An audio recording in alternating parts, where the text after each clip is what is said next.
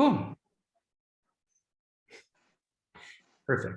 So we're going to be talking about winning your first 50 enterprise customers. And really what this is practical strategies to actually getting this done. So it's not rocket science. And I've done this a couple times with a variety of teams. And what I want to say about it is it breaks up into 3 stages. Start, going from 0 to 1 customer, grow, going from 1 to 10 customer, and scale, going from 10 to 50 customers.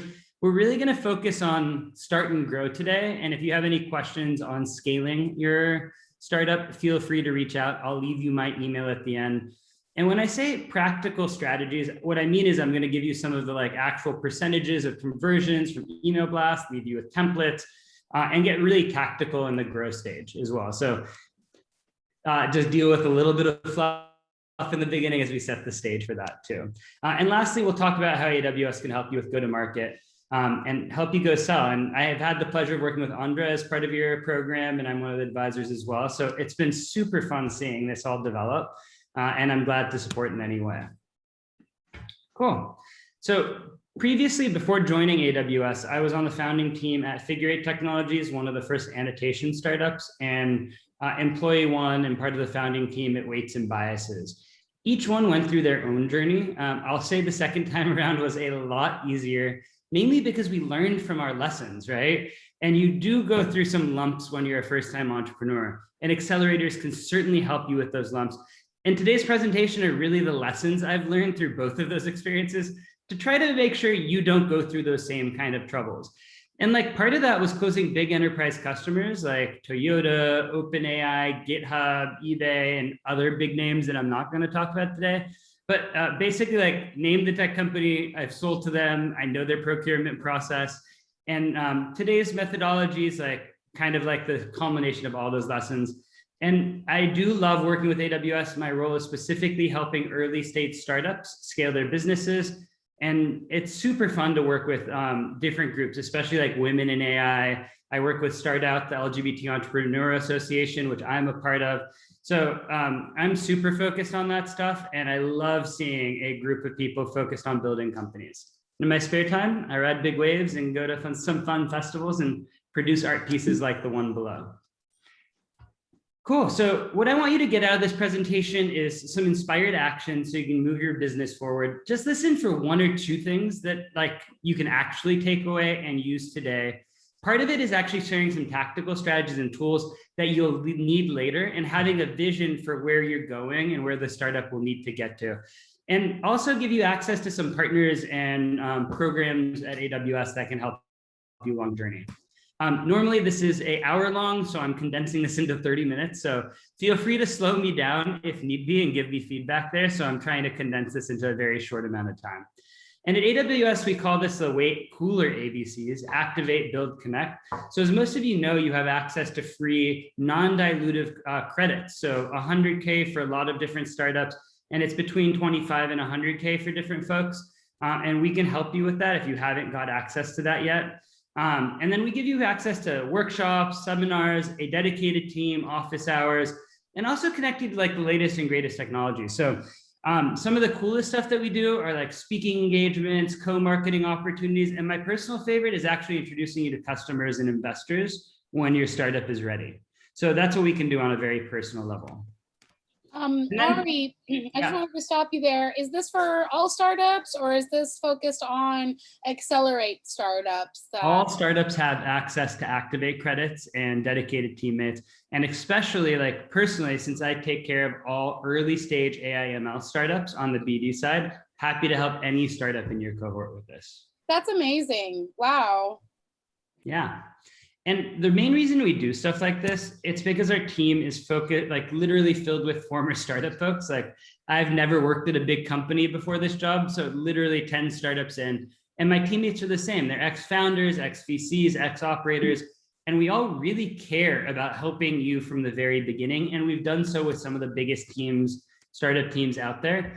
And we're measured by your success, which means your company grows and succeeds, and that's how we're measured. So when we make investor introductions, when we give you speaking opportunities, those are our metrics, not how much you spend. So often we're optimizing customer costs and making very tactical suggestions to actually help you in a very tactical way.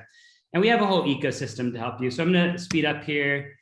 Partly I went through the failures. I remember like our investors coming in and like popping Dom Perignon and pouring it to all our founders. 6 months later, every head of the company was fired or left after that. So we've been through I've been through the ringer, and our teammates have been through the ringer. So like, we really want to vulnerably share our learnings here in the hopes you can succeed just a little with a little bit smoother ride than we had during that process. And those failures really like impacted the strategy that I'm going to share today. And I love to start with this. Sometimes I put on a cowboy hat and act like a little cowboy. But the point is like ML is developing. It's the wild, wild west. You guys are the experts. You literally have your hands building the products that are going to define the industry. And you really need to sell vision. People buy vision, your future vision of the product, as well as the vision that like of what it does today. And don't really sell features there. They want to hear how you're thinking about ML and how you'll grow together. So that's like one small little hack there. Since it is developing quickly, just like really focus on sharing vision. So as you get going, you're solving for very specific tactical problems at each stage. So like, as you all got started, are we solving a real problem? Does my product actually work? Let me tell you, at Weights and Biases, the first time we instrumented the tool, didn't work, right? Like literally every startup has to go through this challenge, and we can all share war stories. Then it's like, will one person pay for it?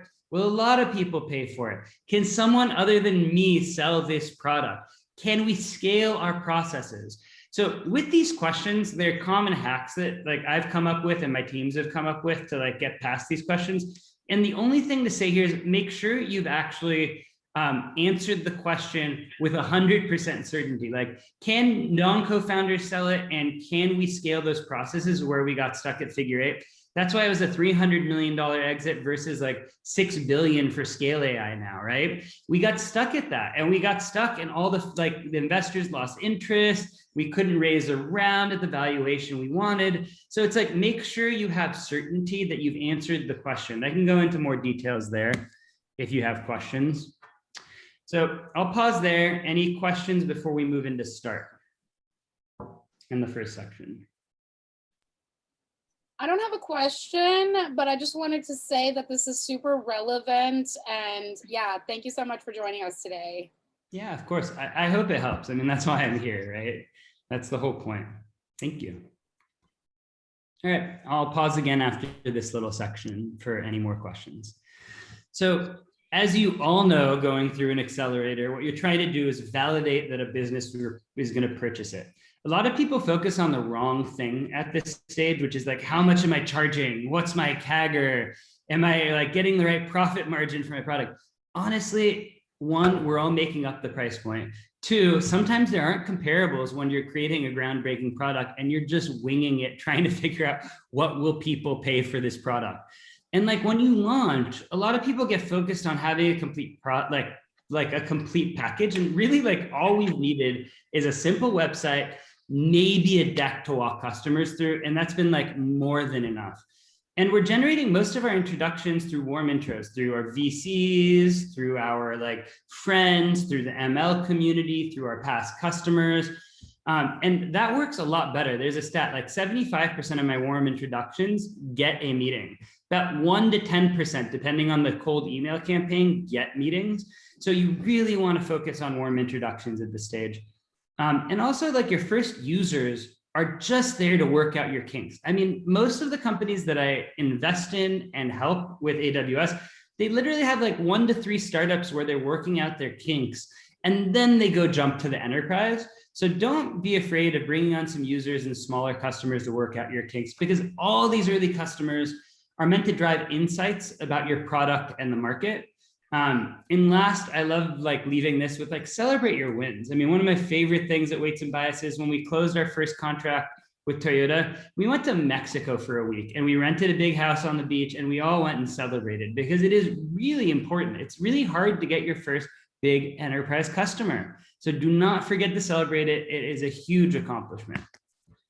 I hear this from a lot of ML founders, like, I really want to build a SaaS product, but is the market ready for, they're all asking for like a on-prem product, and I've actually had one of the largest chip makers who makes most advanced GPUs on the market, hint, hint, ask for a box. Can you just hand me a box with your product? And we're like, no, absolutely not. But we will do a VPN deployment, and containerized solutions do work well. So you have a bunch of resources at AWS with solutions architects and BDs like me, where we can share our insights there. And I can tell you, with weights and biases, we were able to launch with a SaaS offering and a private cloud offering, and that covered about 80% of the market.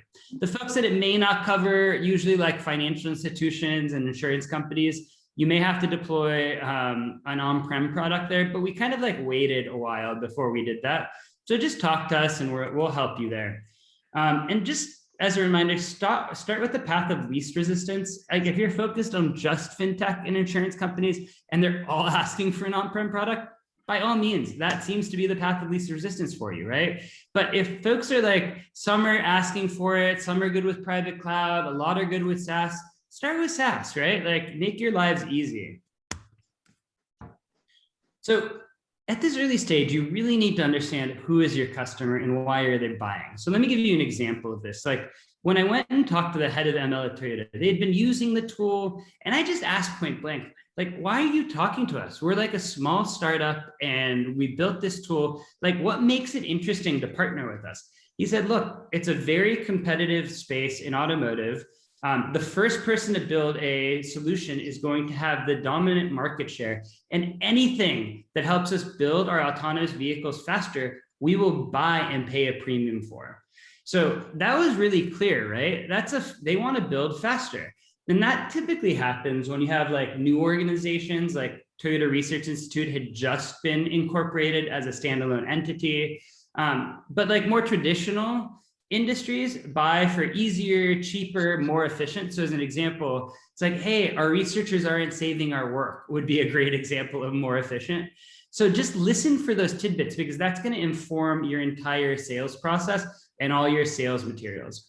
And then another hack is just identify all the key decision makers. So with Andra's product, it's she has the folks at DEI, but the folks you might not be thinking about are security, compliance, HR, legal, folks that all have to be brought in, and they're key stakeholders that need to come together to make the final buying decision and sign that contract.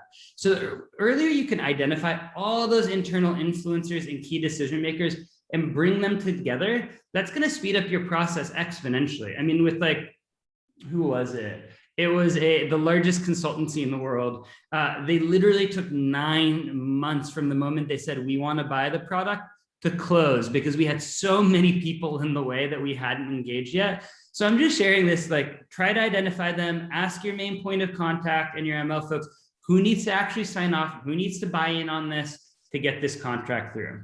And last, start with early adopters. Not everyone's going to be your first purchaser. So start with folks that you know, and just ask the startup community who purchases first. And most founders know the names, right? It's a small handful of folks. And then what is your customer's pain point and where do you feel it today? I think and what does it cost them not having the solution? They're important questions. And I think I like to ask what's the opportunity if we stop the pain?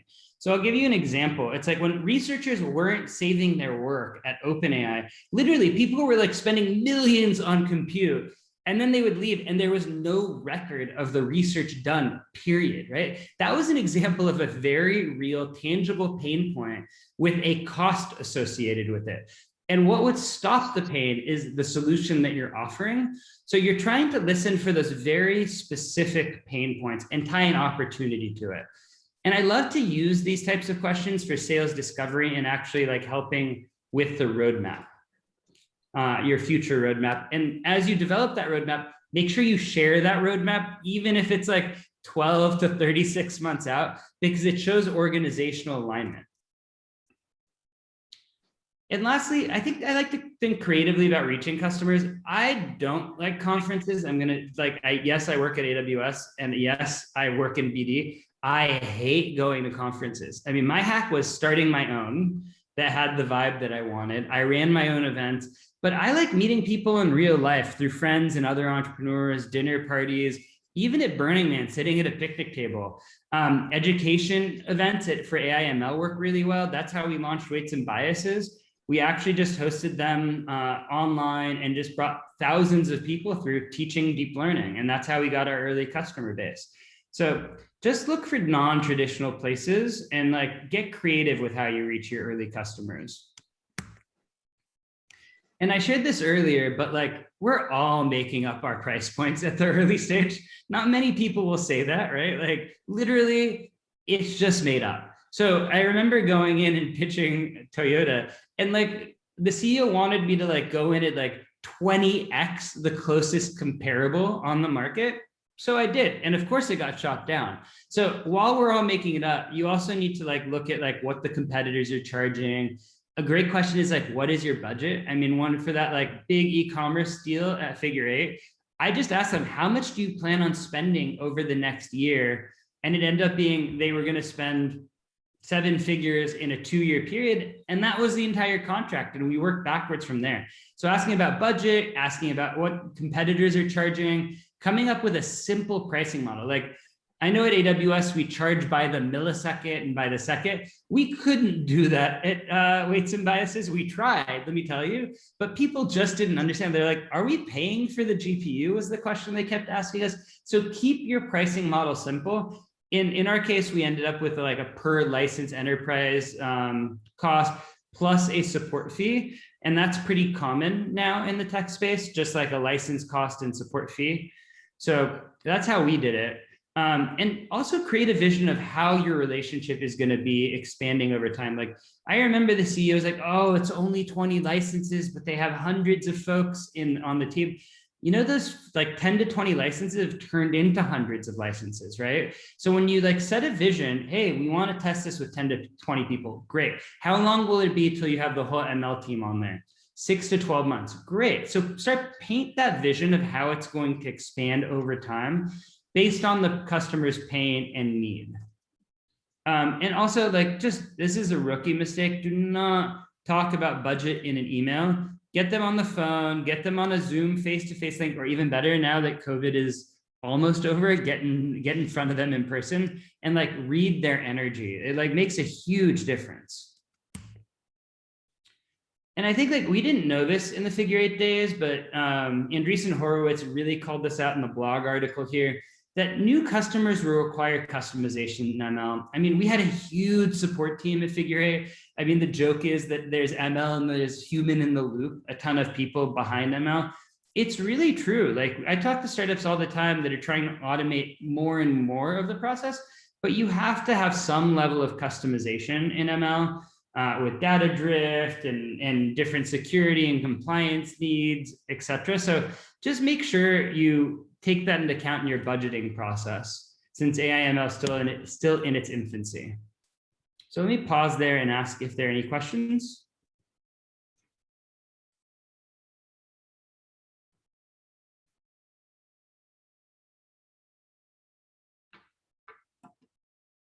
Cool. We have 8 minutes left, so I'm going to speed through this this section and go from there. All right. You've got your first customer. What do I do now? You have to generate, like you actually have to start generating inbound marketing leads and a marketing system. You're going to start generating leads outside of your network. You're going to need a CRM. You're going to test price points and pricing models. I think like one thing is like with your CRM, we made the mistake of starting with like a very simple CRM. And within 2 months, I needed to implement Salesforce anyways, because you needed like easy and scalable reporting dashboards for the CEO and the board. So just take that into account as you get into the growth stage. Just set it up once. It like saves you a lot of work. And you're going to refine the company's messaging based on all those questions that we asked and of the company's like profile, pain points, and like actual models. So you really want to repeat those messages that resonate with customers in all of your marketing materials. And one hack is just like, as you have customers, hold quarterly business reviews at this stage. It's like really important to hear from your customers what the value is that they're actually taking away from your product. So I'll give you an example. It was an ag tech company. Yeah, they're public reference, John Deere and John Deere Labs. And like one of the things they were talking about is like, whoa, this unlocked collaboration on our ML team. I never knew it was a problem before, but now all the researchers are working together in a way that I've never been able to do, right? I would have never known that. The founders would never know that. We could guess, but when you hear it from a customer, it makes a huge difference. So really these quarterly business reviews are like, how is the progress going with the contract? Are we actually making an impact? What is the impact that we're having in your organization? And you're also like setting a roadmap of how you are growing together, actually signing the next contract, adding users, etc. And last hack is build references and content with your main customers. So as an example, when we launched Weights and Biases, we had OpenAI and Toyota. And let me tell you, that was invaluable to like actually nailing down the next 10, 20, 30 customers, because those are really recognizable lighthouse names. So who do I target is a question I get a lot. Flagship brands, right? Like, yes, you start testing on small startups. I mean, you start with YC startups, you can start with your friends' startups, but eventually you want some big flagship AI/ML names on there and in your vertical and industry that you want to like focus on. And you could focus that on use cases or verticals, but you want to like have Toyota and then knock all the other autonomous companies down the line. You want to have a robotics company, a deep learning company, and then knock the rest down the line. And the way you do that is build really good customer testimonials, podcasts, blog, case studies, and white papers that you're going to integrate into your cold marketing messaging. And just helpful hint, videos work really, really well, right? People love education and authentic AI/ML content. And videos, like I think one of our videos has 100,000 views now for my last company. So it's really cool to see video working so well now. Cool. So as you create a hit list, I want you to focus on like 100 enterprise customers. And you want to like actually name the warm introductions. Who can my friends and my investors connect me to? And then you're going to focus demand generation on the rest. And that's mainly because you have a much higher conversion with warm leads, like I said earlier. And then you're going to use a lot of different channels to reach the rest of the folks. So blogs, email, podcasts, etc. And one thing is like, don't burn leads. When you create your list of 100 enterprise customers, focus on people that can use your current solution now. And don't just focus on like a dream list of customers, ones that you think you could tangibly knock down. So when you do that and you have your list, the next step is going to be like actually use LinkedIn Sales Navigator, create search terms like CIO, data scientist, CIO, depending on your use case and who you're selling to. Then I use outreach.io to set up email campaigns with clear call to actions. They tend to be 5 to 8 emails each, spread out between 3 and 8 days. And I'll send you a template and show you the conversions for each of those emails on the next slide. And I track those metrics like really meticulously and continue to like tweak the emails, tweak the content until I find a combination that works. So as you can see here, like your second, third, fourth, first, and seventh email are the best emails, right? Like, and that's non-intuitive. You would think the first email would have the highest hit rate, but often that second email is like, hey, I'm sorry to bug you. Did you see my first email? That actually performs really well. People like actually apologize to me and say, I'm so sorry I ignored you. I really should have focused on this. Or, oh, I just saw you at this conference or this talk. I'm glad you sent this email and reminded me. Because in the end, it is still like a small ML community. I think like between 100,000 and 200,000 practitioners out there. So email marketing does work. So don't worry about a high rate of unsubscribes and not interested, but keep like focusing the content and improving your conversions over time. And a pro tip, I love using Intercom to reply to customers in real time and send out surveys just to understand what they're thinking. Ari, we do have a question from someone. How far do you go in product customization based on the first 1 to 3 customers while keeping your vision in mind? This is from Barsha. That's a great question. I mean, it's tricky, right? Your first 3 customers, they're going to ask the world and they want you to go to the moon and back, and you're going to have to do some of it, right? I think like the truth is your first couple customers, you're going to do more customization for than the rest, but you also have to know the bounding box of your product, right? And you need to know what the core use cases are. And what you're listening for are other folks asking for the same thing that you can sell to later to prioritize the roadmap. So an example of like a product category was like reporting of project after training was done. People kept asking for that. But one of our first customers was like really begging for it. So because we had other customers that were also asking for it, we built it for that first customer and we kept the roadmap in mind to make that decision. So there's no magic bullet there. Like as you get to like 5, 10, 20 customers, you're going to do a lot less customization, but you're probably going to have to make some tweaks for the first 3 customers. Cool. So this is a template I use pretty much. It's a cold email template. You're going to get this presentation later. I also have more examples in the of actual templates to use in the back of this presentation in the appendix. But really, let's talking about your momentum, a 2-minute walkthrough of your product or a case study from a customer. You talk about like the target user and like who you're funded by, momentum, social proof. To get people's interest, but like the clear call to action there is, hey, as the founder, I'd love to walk you through a demo, or here's a free product for you to actually try out yourself. So it just depends on your product, what type of a call to action you're going to use. But really, you're like asking for dedicated time so you can learn what that customer is looking for. And I know we have very limited time, so I'm just going to go through like a couple tips here and wrap up the presentation since it's 4:30 now.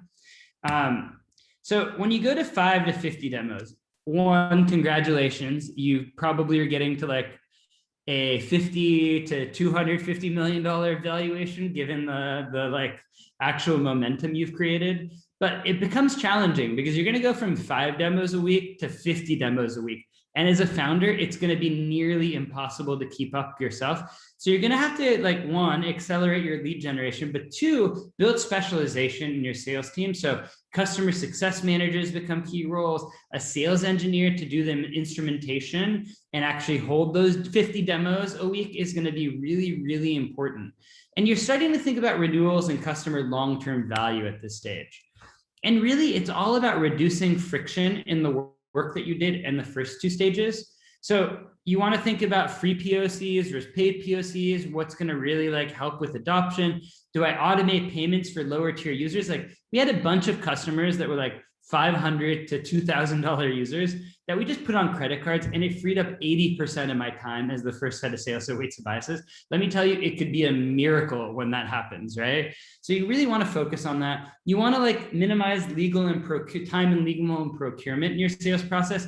Just helpful hint, we can do that with AWS Marketplace and the APN where people can buy from our sites. So like that's just like one example, how to like lower legal and procurement times. And you're landing and expanding. So you might go from like 20 customers, licenses to 200 licenses because you've already set that vision for where this is going to go, executed on the roadmap, and develop the relationship with the customer. Last helpful hint, right? Like at this stage, using discounts and expiration dates in your contracts, it's the salesiest thing. I hate it, but it works. I mean, like shockingly, it works. So saying like they have 25% off if they buy before July 31st, you know how many contracts come in on July 31st on the dot when you've created that? Like small discount. It's shocking that it works, but it still does. Cool. So I think that there's a lot of ML you can use to reach scale, GPT-3, other types of large language models to automate your sales process. We can kind of like talk about that later. It's in a couple examples are here.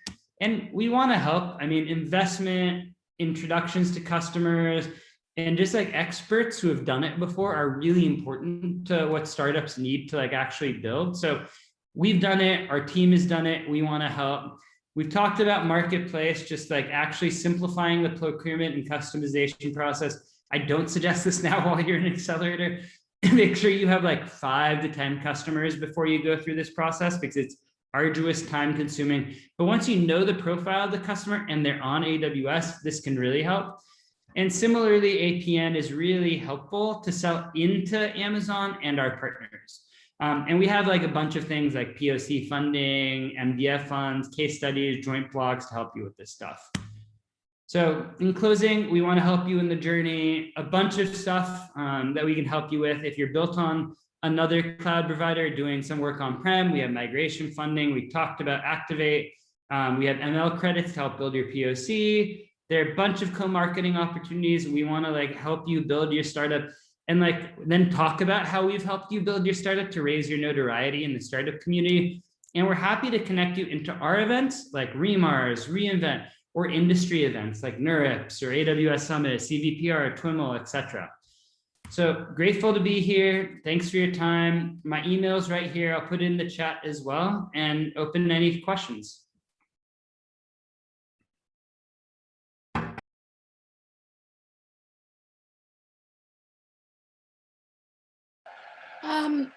I did want to ask if people, like a lot of our founders are listening today, so if they're interested in getting involved and being part of this program, should they just email you? Is that the easiest way to do it? Yeah, totally. I actually just put my email in the chat window so anyone can reach out. Nice. All right. Cool. Thanks, folks. Thank you so much, Ari. That is like amazing. And right now, a lot of the other founders have asked me, you know, how far along are you with your POC? Because we're kind of going through we recently had the first round of pitch decks, pitching our pitches.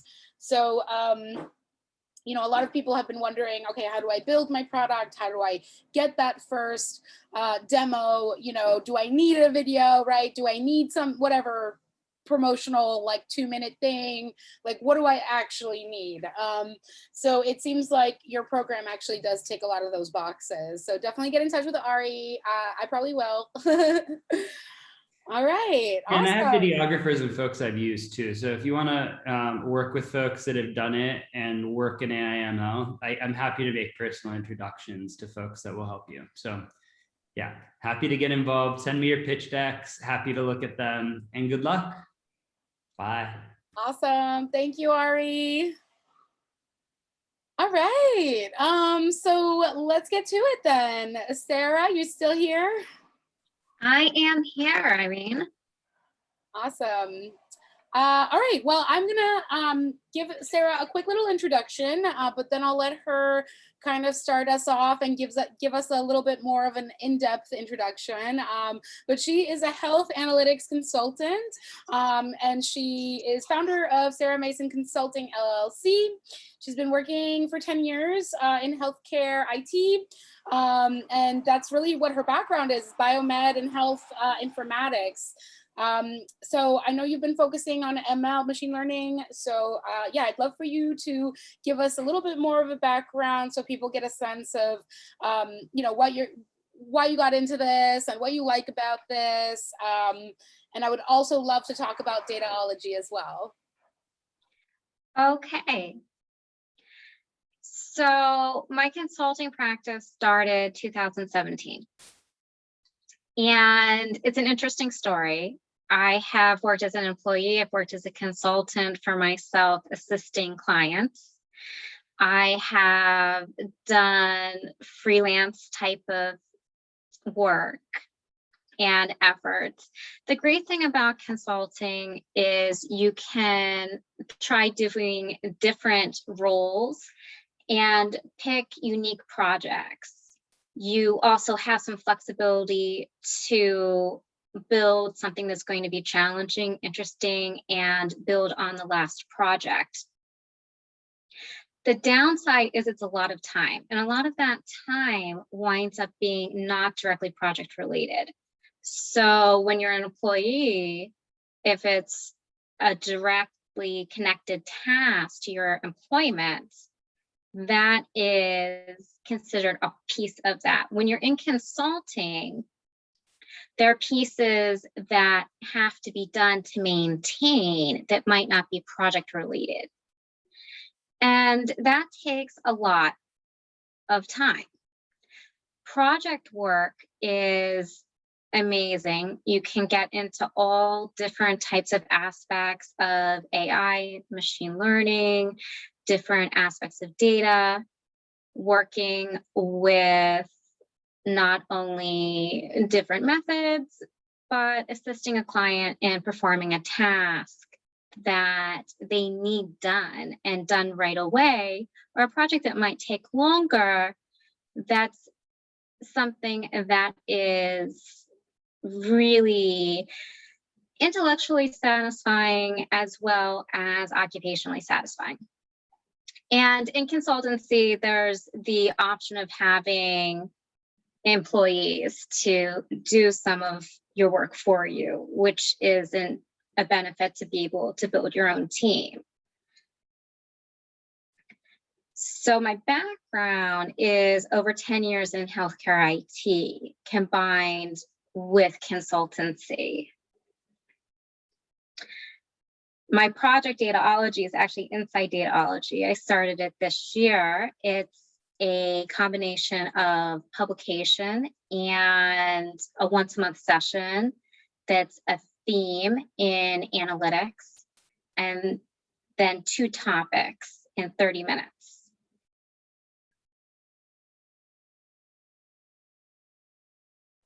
So Sarah, like, what made you want to start Dataology, and kind of what is exciting to you about analytics and machine learning right now? Like, what propelled this move towards that?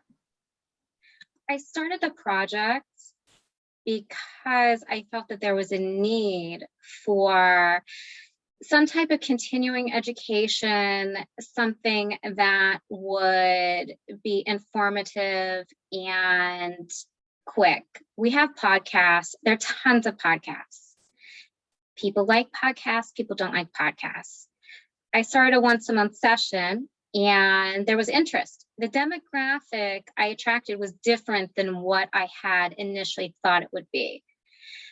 The demographic is mostly female, and mostly it's people that are already working in analytics, data science, manager of analytics or data science.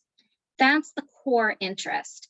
That's not what I had expected. I really aimed it at people who were transitioning into the field, or someone who was looking at being involved with analytics, or something that they were interested in that was tangential to what they were doing.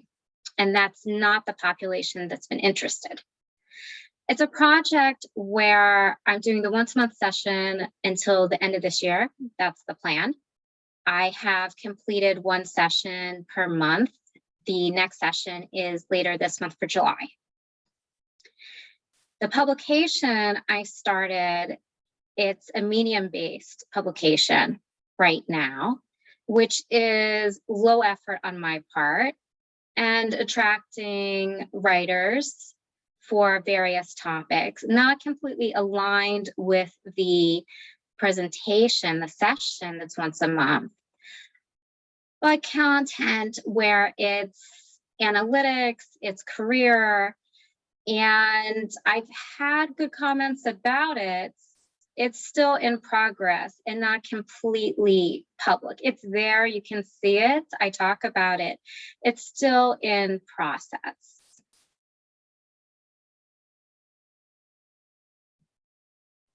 For AI, what's really exciting is the way it changes how we do things as it becomes more of a disruptor. AI, a lot of people, when you talk to them, it's pretty integral. It's a buzzword. There's still a lot of work to be done.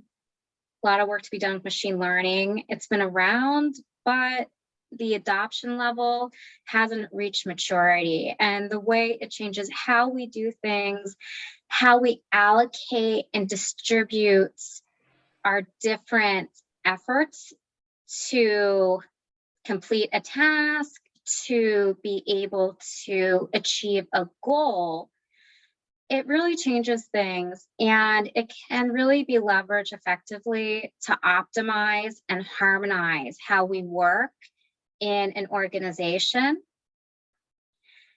I think that it creates different types of employment and different types of opportunity rather than causing a shrinking of the employment sector or of the general job market.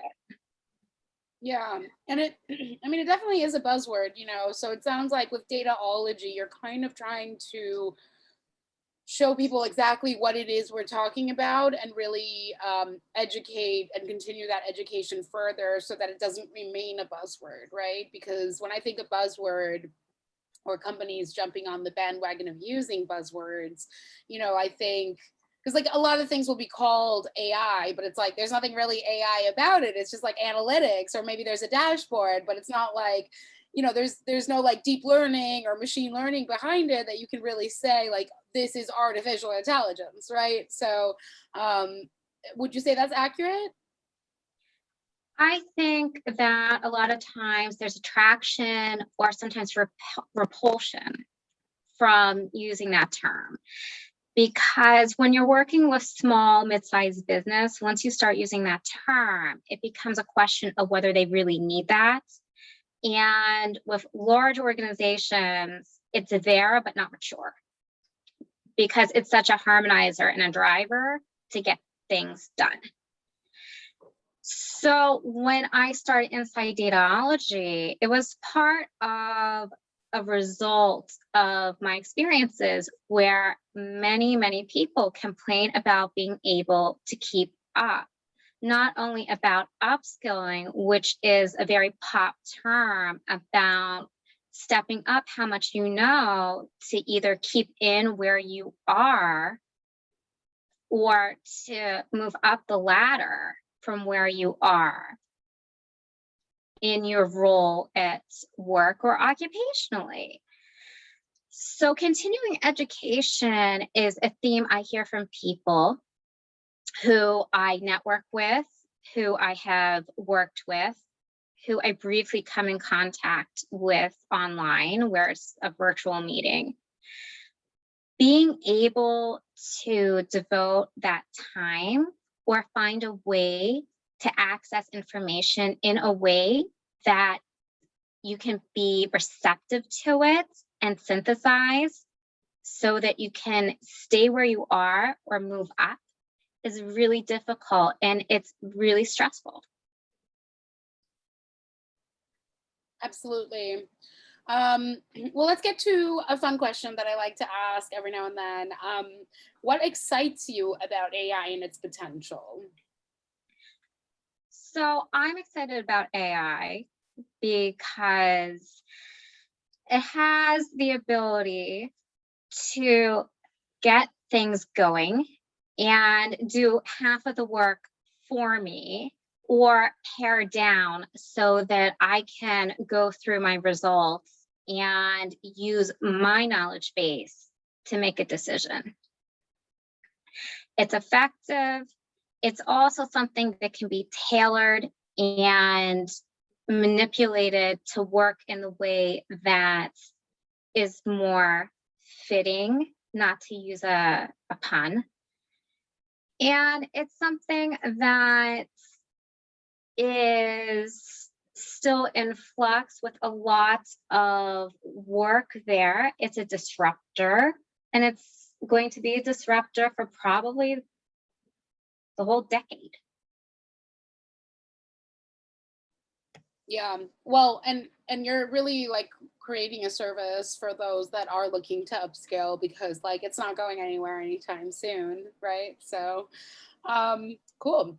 As far as consulting, I mean, that's very entrepreneurial as well, right? I mean, you're like a business of one. So, at what point did you know that you were ready to jump into that? Were you kind of like overworking in a bigger organization, like you just wanted to do your own thing, or was it something where you were just so jazzed about these projects that were coming your way that you were like, oh, all right? Like, how did that actually come about? I started consulting and then taking that next step and doing a formation and making a real type of organization to be entrepreneurial after networking. It's not a great cataclysmic event. It was really about networking and talking with people and feeling, why don't I try this?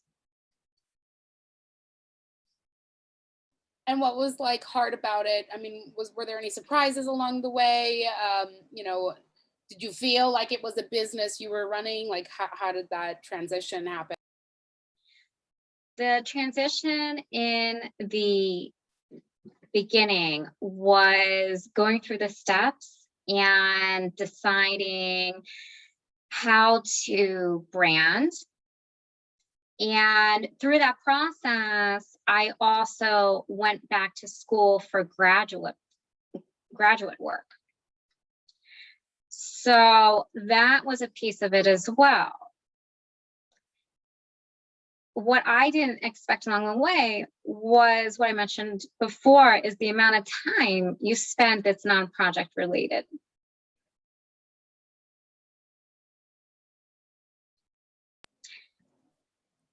And what are some of those tasks, Sarah? So non-project related is your upkeep, such as picking out your laptop. I prefer laptop, but picking out your laptop that you're going to use for your project, which is something simple. If you're working in an organization, they send it to you. Did you work in localization? No. So my current work laptop is a custom where I had to have extra options to do the analytics. I found that a challenge. I actually had that as a roadblock that I had to investigate. So I had to order with specialized options to be able to do the computing. Oh, well, we have a question from Mei Song. Hey, Mei Song. Did you want to just say your question? Hello, Elaine. Yes, Sarah, thanks for sharing your experience with us. I'm a consultant too, so I'm kind of have a struggling on the time management. As a consultant, I need to do business development. So I had a situation, I have several people soliciting about my time and my help as a consultant. So how to handle this situation, because eventually you can only commit it to one. Oh, so if you're in a situation where you're going to be working as a consultant and your project, when they're coming to you, they're saying that it needs to be a 40-hour per week obligation, which is what you're saying, Mei-san? Okay, so you have multiple clients and they're each saying 40 hours a week. A lot of people will give you the advice that you should just hire someone and take it all and make sure you're profitable. If you want to work strictly as a solopreneur, you have to do a trade-off because you only have so much time. If you can take both clients at the same time, you take them. If you can't, you have to decide. For business development, when you're going and trying to generate leads, it gets into your market and segmenting and then looking at what is going to fit the exact project type that would fit into your schedule. Because looking at what the trend is from different clients when you contact them and you keep your notes in either software, which is better, or paper, or you just remember, you can get a picture of what the demand is and what your reality is of what you can take and what you can't.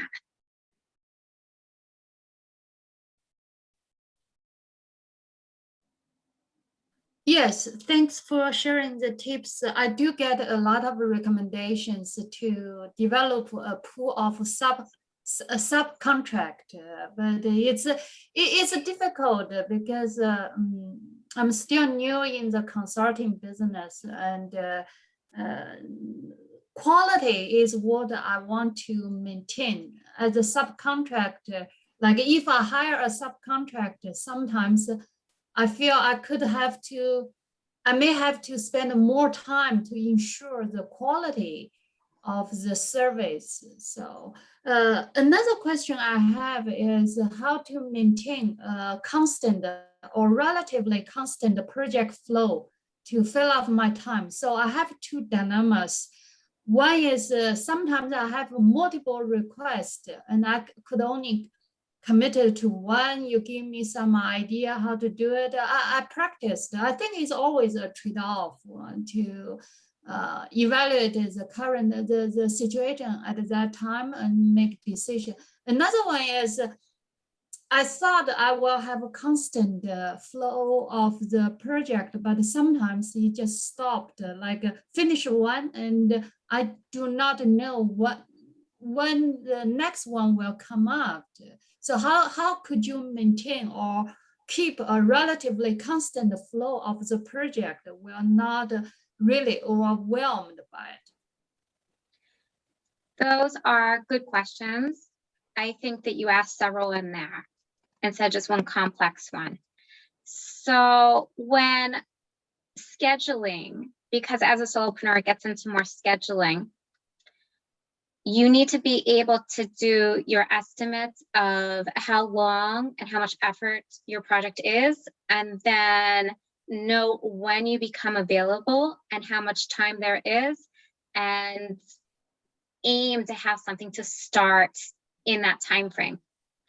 So that gets into creating a business plan that's going out a specific amount of time. I would say you would want to go out years in your business plan to accommodate that. Attracting clients for 5 years in the future is more making a pipeline of leads than signing actual contracts where there's an obligation to start with your clients in 2 years, 3 years. It's going back to your business plan, making your lead pipeline, and going from there. Having a business plan is really important. It's something that there's so many blogs about it, and it is vital and something that you go back to and rewrite as your plan changes, because that can happen. And that's not something to be ashamed of or concerned about, but going and looking at that document and knowing what you're doing, your projections, your timelines, it's really important. Thank you. Thank you, Mei-sung. You're asking some good relevant questions there. Thank you for jumping in there. Well, we're getting close to time. So Sarah, I just have one last question for you. What advice do you have for people that are looking to upskill into AI and data careers? If you could be speaking to the choir, so to speak, what would you want to say to them that they should keep in mind, at the beginning of their journeys? In the beginning of upskilling, I don't think you need to have an exact plan of what you want to learn, but you need to have a general idea of what you want to achieve. And you need to set aside time once a month, maybe for an hour, and focus on one topic. You need to be consistent. And oftentimes that's enough to stay up to date and relevant and learn to be where you need to be, and also learn to succeed. Awesome. Are there any final questions for Sarah from anyone in the audience? Well put, Sarah. Very succinct and to the point. Well, thank you so much. I wish you nothing but the best in your consultancy journey and Dataology. I really think it's just such a wonderful service that you're providing for people. And these are free events, right? So, Yes. yeah, cool. Feel free to include your link before we let everyone go so that they sign up for Dataology if you guys are interested. I'm sure it's also on the event link as well, because usually we have links. Awesome. Thank you all so much. Thank you, Sarah.